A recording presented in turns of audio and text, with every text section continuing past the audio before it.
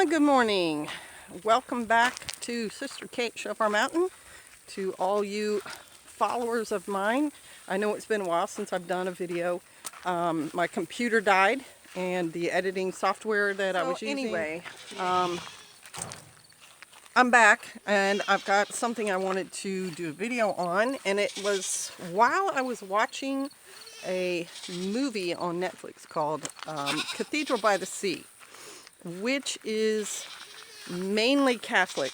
The cathedral is to the Virgin Mary, and Netflix made a movie of it, and in the movie there was a heavy focus on the Virgin Mary. You know, that these people raising the money for it and people carrying stones for the cathedral and everything were for the Virgin. So remember, but it's not biblical, just like most Christian church traditions are not biblical, and even a lot of Jewish religion traditions are not biblical. They are not from the Bible. They are things that people have decided to do and kind of try to relate it to the Bible. But even then, there's a lot of stuff in there that has nothing to do with what people were teaching. Not people were teaching, but nothing to do with what the people in the Bible were actually doing and teaching. There, I made that a little bit more clear. So, what occurred to me was one of the biggest questions Christians ask when you explain that Torah is not done away with. One of the biggest things you get from those people is, why didn't my leadership tell me about this? Why have I been lied to by my church family, my pastors, my ministers, my whole life? And there's a lot of anger there. It's righteous anger. That's the thing that's astounding to me, is how easy it is to see the truth in the Word when you read it, and not just a little verse, but in chapters and context. And the front end of the book and the back end of the book are tied together. They are not separate.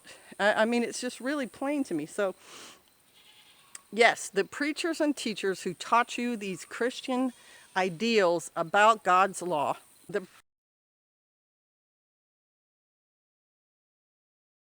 wrong. And it's called context.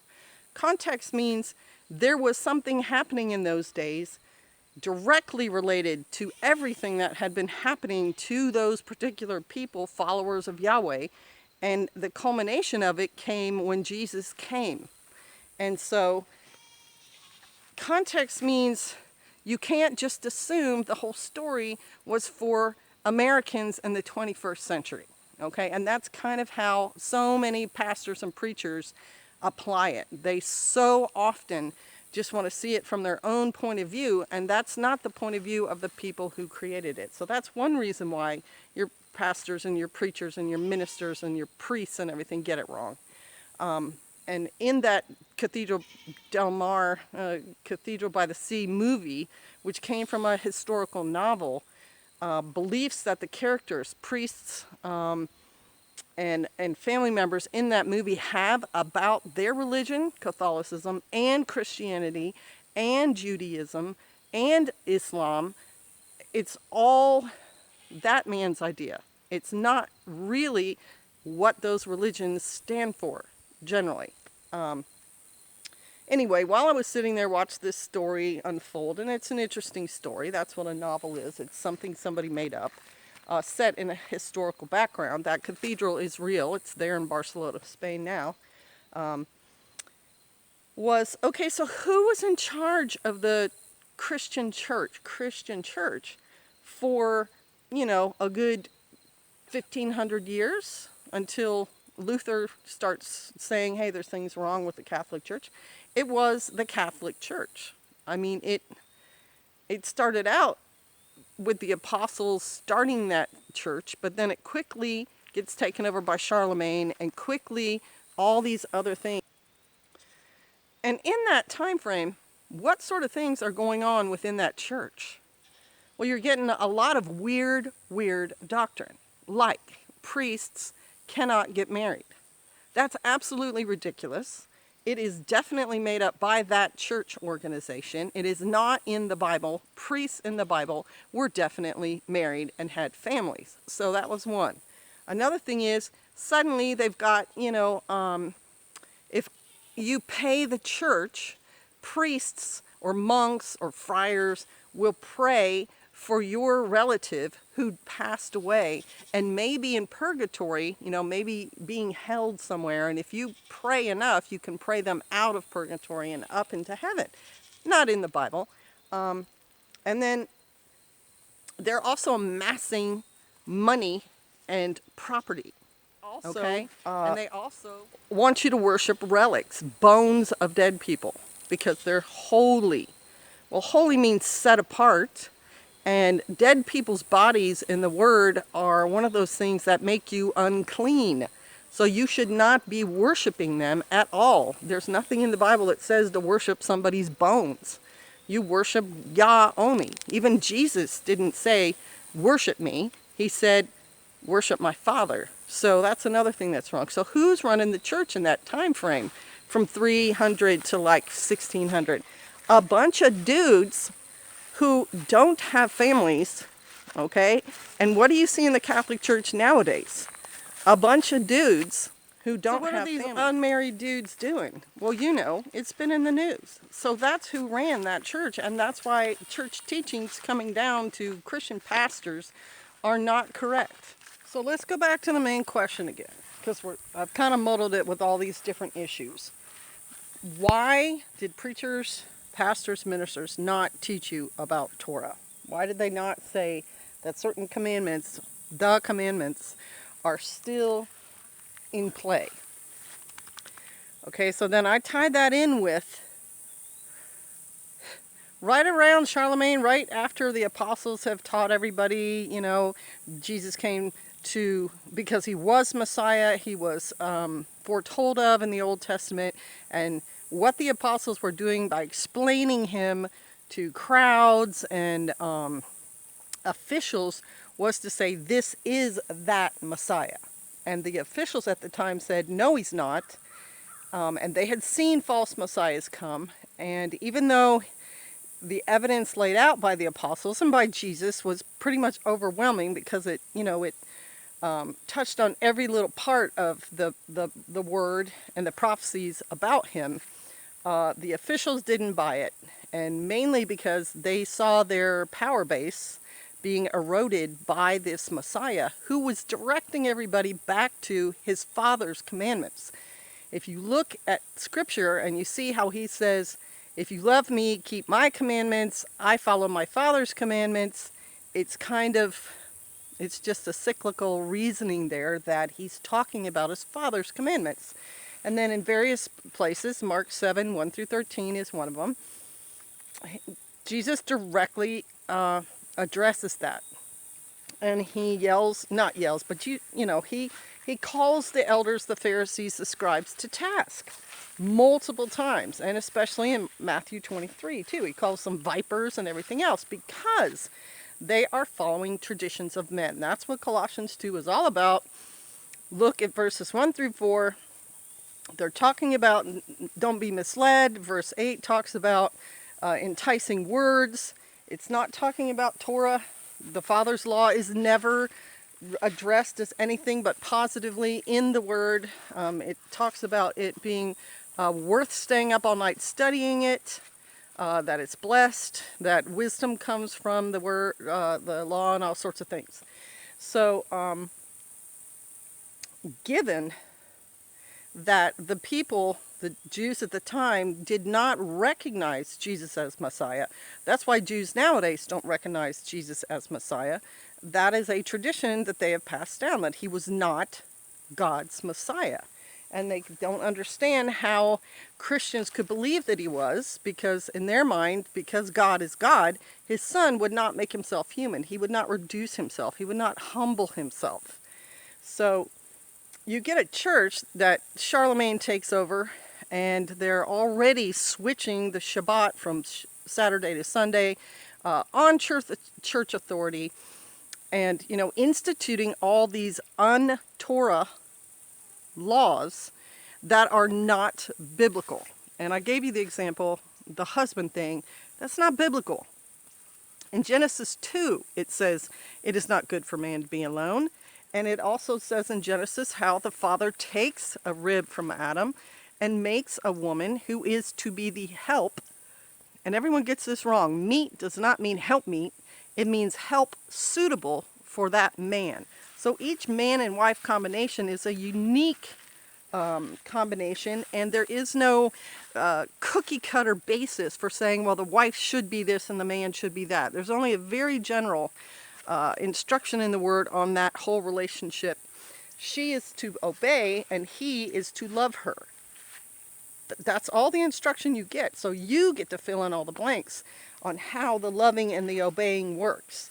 That's kind of off subject though, but yeah, the Father is all about marriage, and like I said, priests had families. They were married. The temple priests were married. And so this whole idea that a dude should not be married if he's going to be a priest is from that church doctrine. It's not from God's doctrine. And so when you get a church full of men who are not married, yes, there are probably some who are very, very faithful men who can be celibate for their whole lives and dedicate their whole lives to the good of others. But it's not going to be all of them. Sorry. I mean, you've got to think realistically here. You have to think common sense. And evidence proves that out. Archaeological evidence shows a monastery in 1100 time frame in England was people in there were full of venereal disease. Well, you're not just getting it from nowhere. So you have all these men, none of whom can be married. So none of them have the responsibility and blessing of a wife or the responsibility or blessing of children. They don't have them. They will never experience that. And so all the verses in the Bible and concepts about family and we are Christ's family and everything else, they're not going to understand it in the same way as a man who's the head of his household. And they're also, they're going to carry on stuff that is also not Torah. It is against God. It is against his commandments for a man to lay with a man like he does with a woman. Okay? It's also against Torah for a man or woman to pretend, to act like, to say, I identify as the other sex. And there's only 2 sexes, guys. I know New York has just identified 30 or something, but the Father made them male and female. That's it. That's all you got. So you're either one or you're the other, and you can tell. You're born with the equipment. It's easy to identify. Anyway, I'm kind of off topic. Back to, so you've got a church full of these guys, and they're doing things that are not biblical because they are not biblically obedient. They're not following the rules that God sets down for his people. And at least some people, the Jews, were trying. They knew them. And Seventh-day Adventists and some of the people who start with them knew these rules and were trying to keep them. But the church writ large, the body, just went way off the rails. Like I said, you know, it's harder for a rich man to get through the eye of a needle. I mean, not a rich man. It's harder for a camel to get through the eye of a needle than a rich man to get to heaven. So what is the church doing? Amassing tons of riches. What are they doing? Denying the word to their followers and saying you can only hear it in Latin, but we're not going to educate you in Latin. So you just have to trust us what your belief is supposed to be. None of that is biblical. It's because the men running that church were unbiblical themselves. And so we should not expect good fruit coming from a bad tree. You're going to get bad fruit from a bad tree. And that tradition just carries right on down through the church. Even Martin Luther and guys like that who read the word from themselves and say, hey, the Catholic Church has got all this stuff wrong with it, are still reading that book without the context of it. Now, there are a few exceptions. And I was just talking to a sister about this recently. There was a fellow. He was the head of the Pilgrims who called themselves separatists. Okay, so they may have understood that the word holy doesn't mean halo. Holy means set apart, because they were reading the word for themselves. The head of their colony here in America at the end of his life said, I don't think you can understand the Bible unless you understand Hebrew. and Yahweh is on his tombstone. So there are occasional remnants, small, who may get that you have to have the whole context. But that is not the church writ large. You have to be an independent thinker with a heart for obedience to God. And I'm not saying the Christian church has none, but I'm saying there are plenty of false pastors in the Christian church as well. They're in it for the money. They're in it for the power. They go through seminary. They're not necessarily even called by God. And so those guys are also not Torah obedient. So how are they going to bring you Torah? They're not going to be able to unless they're praying for that absolute truth, for God to take the scales off. And God says himself, even in the New Testament, some people I'm not going to take the scales off because I don't want them to get it. And he probably knows their heart. I mean, I don't know. I am not the judge of people. But there are plenty of people, at least 5 million now in the world, who are getting it, the scales are being lifted. And when Christians are taught, and there are guys out there teaching this, they have their own web pages and they're saying, beware of Torah. Right, beware of God's guidelines for your life, because by golly, God's going to do something evil to you with his own guidelines. That logic is just wrong. It's wrong. And so these people are teaching the same pattern as all the people coming before them. That this is God's way is wrong, and it just doesn't make any biblical sense. None at all. And I've given you plenty of verses and plenty of examples. You need to go see it with your own eyes. Read Colossians 2. Start at the beginning and go to the end. And look in those first 8 verses where it's talking about enticing words and traditions of men. And that's what's nailed to the cross in verse 14. You don't just read a book on dogs and right in the middle of it where it says the nursing mom, you assume it's a cat. You assume it's a dog. That's what the whole thing's about. So you need to know it. And that's what occurred to me when I was watching that movie. That the Catholic Church has misled people. And from the Catholic Church came the Protestant Church, who got the same teachings that were wrong.